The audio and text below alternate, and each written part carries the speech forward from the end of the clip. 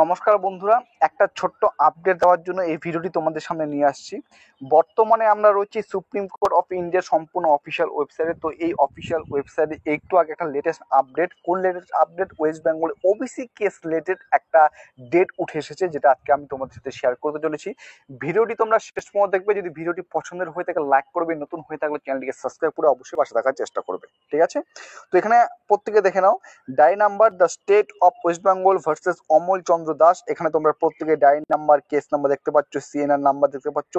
Last listed on 18 March 2025। এবং এখানে একটা জিনিস দেখো, tentatively case may be listed on, likely to be listed on.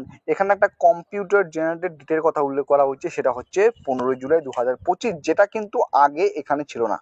অর্থাৎ কিছুদিন আগেও যদি তোমরা এটা যদি সার্চ করতে, এখানে কিন্তু tentatively case may be listed on কোনো কম্পিউটার জেনারেটেড ডেটের কথা উল্লেখ ছিল না। কিন্তু আজকে আমরা দেখতে পারলাম এখানে একটা নির্দিষ্ট ডেটের কথা, একটা কম্পিউটার জেনারেটেড একটা নির্দিষ্ট ডেটের কথা উল্লেখ করেছে, সেটা হচ্ছে 15 জুলাই 2025।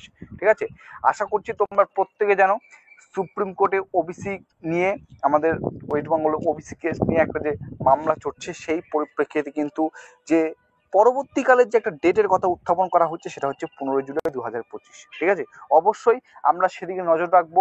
এ বিষয়ে ক্রমাগত আপডেট তোমাদের দিতে থাকবো।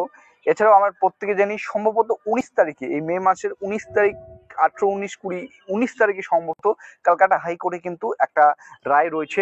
ঠিক আছে, সেদিকেও আমরা তাকিয়ে থাকবো। ওবিসি কেস রিলেটেড সেখান থেকেও যে আপডেটটা আমরা পেয়ে থাকবো না কেন, অবশ্যই আমরা তোমাদের সাথে শেয়ার করব। তো এতটুকু ছিল আপডেট। ঠিক আছে, টেলিগ্রাম চ্যানেলের সাথে যুক্ত হতে হবে, কারণ এই আপডেটগুলো কিন্তু অনেক সময় টেলিগ্রাম চ্যানেলে সবার আগে শেয়ার করা হয়। চলো, জড়িয়ে এতটুকুই ছিল। জয় হিন্দ, জয় ভারত।